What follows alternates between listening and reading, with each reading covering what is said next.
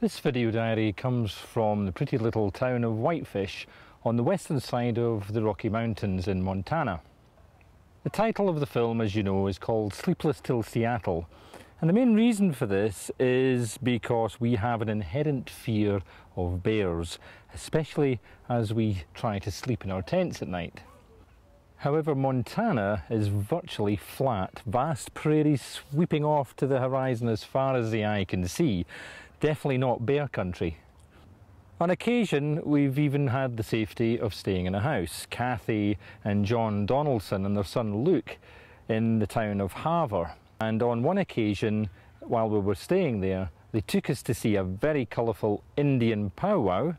And we were welcomed by the First Nation people when we went to visit, and also a rodeo, which was our first experience of such a thing. Montana is the fourth largest state in the US, but there's actually less than 1 million people live here. The cycling was pretty easy, to be honest, even though the distances between towns at times got pretty big, but that was mostly due to the fact that it is so flat all the way to the Rockies. Here's Chet and Lynn, who did a little musical number for us to accompany us along our way. Oh, well, we ain't got a barrel of money. Maybe we're ragged and funny, but we'll travel along singing a song side by side.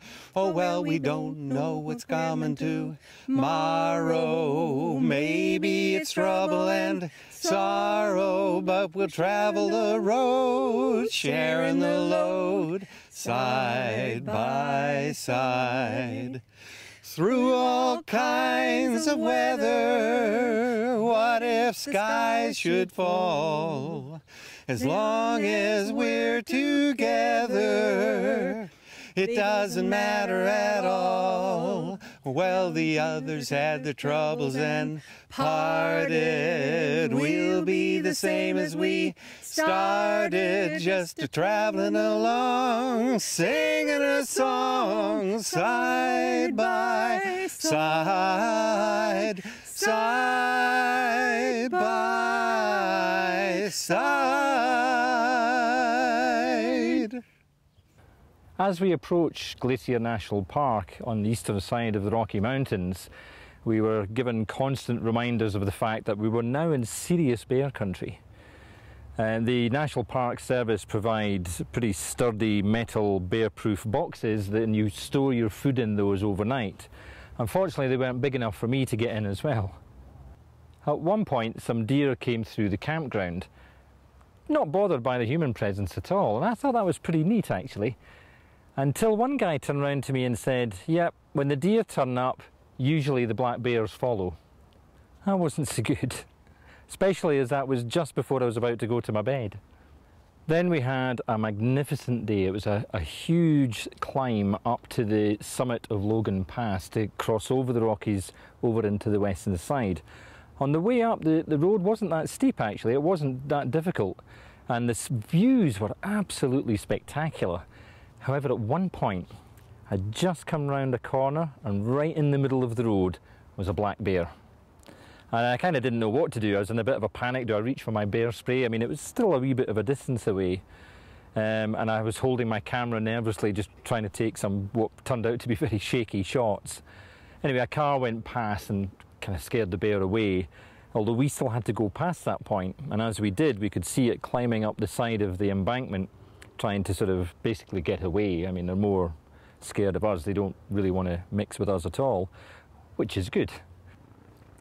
Logan Pass at 6,646 feet was a huge milestone for us. It's something we've been looking forward to and talking about all the way across the United States. And finally we got there and stood on that summit pass. And it was really quite spectacular.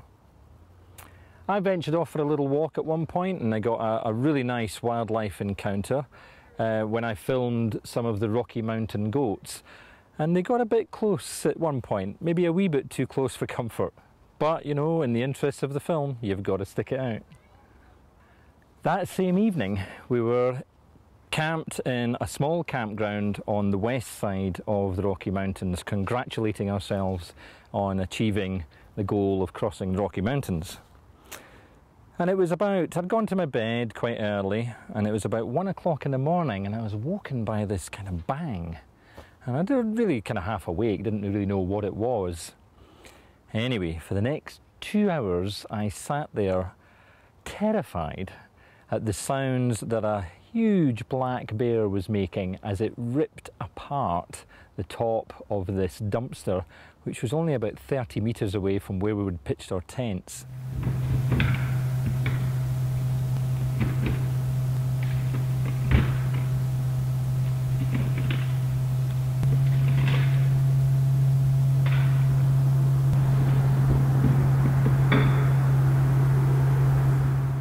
In the morning, we saw clear evidence of what it had been up to, and there were teeth marks in it. Teeth marks, puncture marks were about 1 centimetre in diameter. It really was quite terrifying. It was some big bear, I can tell you. So we're now very much bear aware, and we have to be as we cross Idaho and Washington, and as we race towards our finish line in Seattle in just a few weeks, less than a month away. Hopefully, we'll see you there.